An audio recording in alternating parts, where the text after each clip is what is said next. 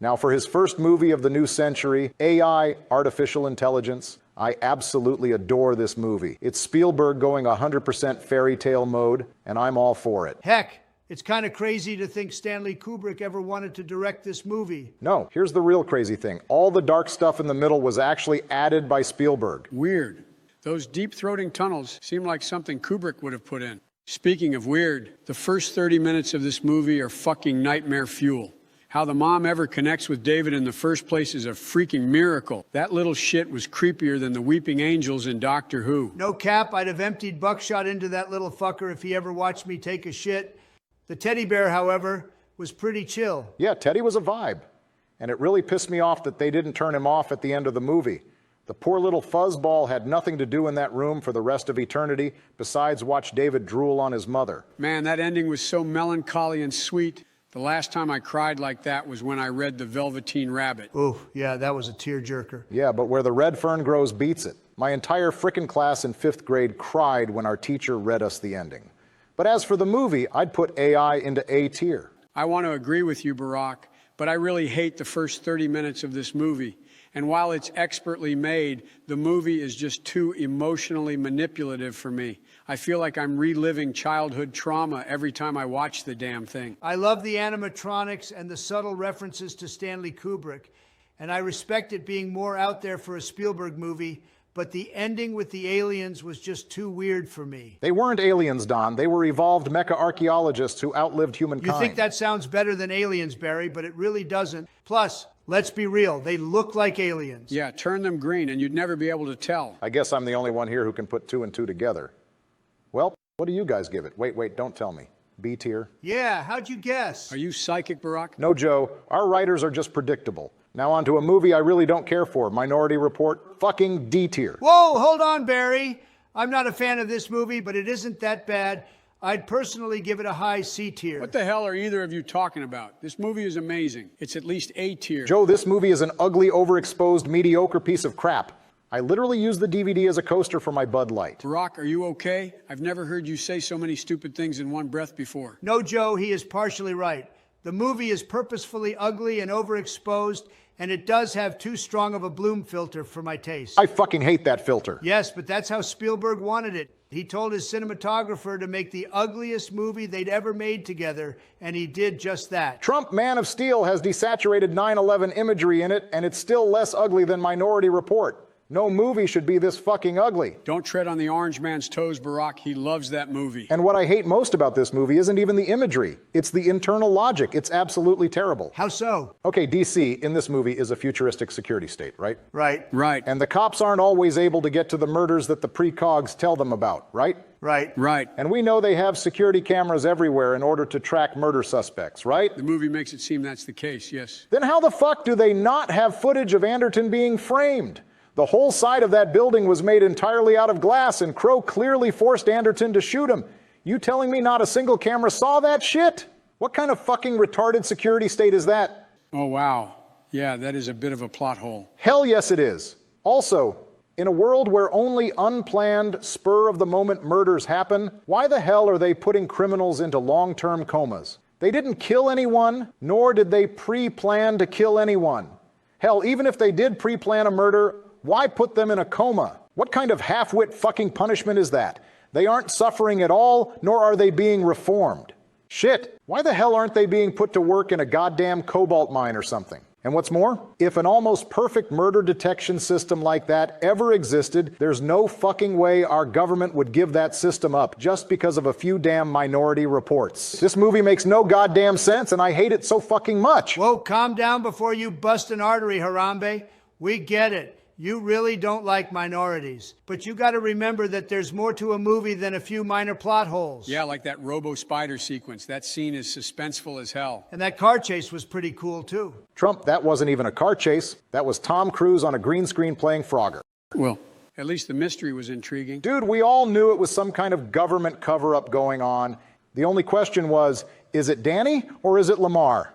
Damn it, this movie sucks, and I fucking hate it. Fine. Joe, I don't like this movie either, but I love seeing Barack so pissed off. I say put it in A tier. Hooray! No. Trump, you son of a bitch. The jury has spoken, Chris Brown. Now on to Catch Me If You Can. starring our boys Mr. Leo and Mr. Hankey. This is a fun movie, but it's ultimately disposable in my opinion. It's straight down the middle B tier. Yeah, I remember liking this movie, but I really don't remember anything significant from it. All I remember is Leo pretending to be a pilot and hitting it up with sexy flight attendants. So, B tier? B tier. Yep, B tier. Okay, next is The Terminal. Another great collaboration between Hanks and Spielberg.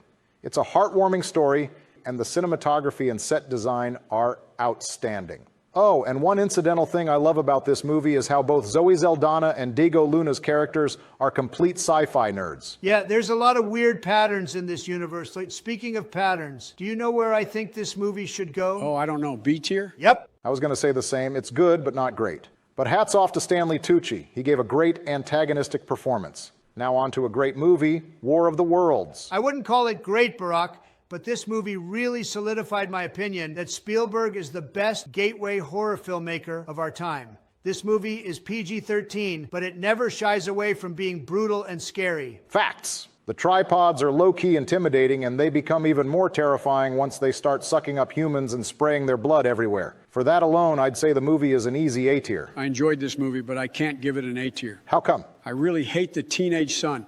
The little edgelord fucker is just so damn annoying. His whole personality is, I fucking hate you, Dad, which is like fine for the first act. But once the aliens attack, you'd think there'd be bigger fish to fry. But no, the little cum stain never lets go of it. Also, how the hell did he survive? The stupid bitch ran at the tripods like he was Leroy Jenkins. Yeah, the movie did get a lot better once you thought he was dead. But thankfully, Dakota Fanning gave a great performance as his daughter. No doubt. She and Cruz together in the basement are the best part of the movie. I wouldn't be surprised if that whole act inspired 10 Cloverfield Lane. Overall, I like the movie, but it has the same big problem that the book has. The ending is just so freaking dumb. How the hell does an alien race have the technology to travel light years across space and yet be dumb enough not to think about germs? Yeah, the ending is a total cop-out. Wells probably added that ending so as not to offend the pussy snowflakes of his generation, and to probably improve book sales. So, we thinking B tier? Yep, B tier. Definitely B tier. Okay, now on to Munich, or as I like to call it, Straight Out of Israel. This movie is so powerful, and I love how it perfectly shows the complexities and perspectives of both Israel and Palestine. Dude, stop simping for Mia Khalifa. The situation is not complex. Israel is run by a bunch of pissed-off, land-hungry Jews, and Palestine is run by a bunch of butthurt baby killers who don't know how to take an L. Peace will only come to the region when America drops a warhead on Bethlehem and glasses everything from the river to the sea. Well, there goes any hope of this video getting monetized. And you wonder why we can't let you be president again? Oh, come on, Barack. You've thought about doing it too. I will neither confirm nor deny such statements. I'm definitely thinking about it. God, our world is fucked. Let's get back on track, boys. How do you rank the movie? I agree with everything you said previously, Obama. It's one of the best political thrillers ever made, and the message, sadly, seems to be timeless. I'd give it S tier. I'd give it S tier, but the movie lost me when it intercut the Munich massacre with Eric Bana climaxing on top of his wife. So I'll have to give it an A tier. Yeah, sex really shouldn't be in Spielberg's movies. He doesn't seem to know what to do with it. Well, I love the movie, and I think it should be an S tier. But to show my support for the people in Gaza, and because I love pissing off Shapiro so much, I'm going to put it into A tier. Oh, he's going to lay an egg when he sees that. Oh, let him. It's not like he's going to assassinate us over it. Now on to Crystal Skull, or AKA the worst Indiana Jones movie. Nigga, are you retarded? Crystal Skull is a banger. Holy shit, The Joe. fuck you say, you sleepy cracker? On God, you better have an N-word pass on you, Joe, or I'm going to kick your old man ass down a flight of stairs and shit down your throat. Don't worry, Obama. I found one at the bottom of my Frosted Flakes the other day. Look. The fuck kind of... You know what? No. Your love for Crystal Skull is more questionable than that N-word pass. Why the hell do you like this movie, Joe? This movie is D-tier dog shit. It's only dog shit if you take it seriously, Barack. You forget the movie is supposed to be a fun reunion special and a throwback to 1950s B-movies. Yeah, and all of those movies were shit. And the only thing that's worse than 1950s sci-fi movies are unnecessary reunion specials. Obama, I hate to say this, but just like my man Ward Cleaver, you're being a bit too hard on the beaver. What does that reference even mean? It means I've come to like this movie too, Obama. What? How? I put it on before seeing Dial of Destiny, and I actually had a fun time. Don't get me wrong, I still hate the stupid refrigerator scene, and there's no suspense to the action because Indy is basically in Superman mode, but overall it's still a fun time. I agree. It's not original trilogy quality, but it's fun. And it's sure as hell more fun than Dial of Destiny. Ha! Fucking told you faggots that you'd come to appreciate me. You see what happens when Daddy isn't behind the camera? Stupid fucking time-traveling Nazis? Stupid lame-ass bitch Phoebe Waller-Bridge? And that stupid gay-ass yellow color grading? Enough! I've had it with all the fucking cameos in this video. They're needlessly padding the runtime. Joe, I say Crystal Skull is low B tier. You fine with that? I'll fuck with that. Both of you are delusional, and I hope Nikki Haley wins the presidency.